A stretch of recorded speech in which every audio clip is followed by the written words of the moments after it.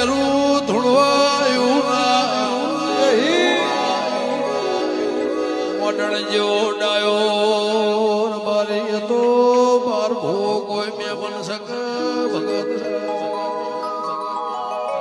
હોય તો ઉઠાડો ઘરમાં બોલાવો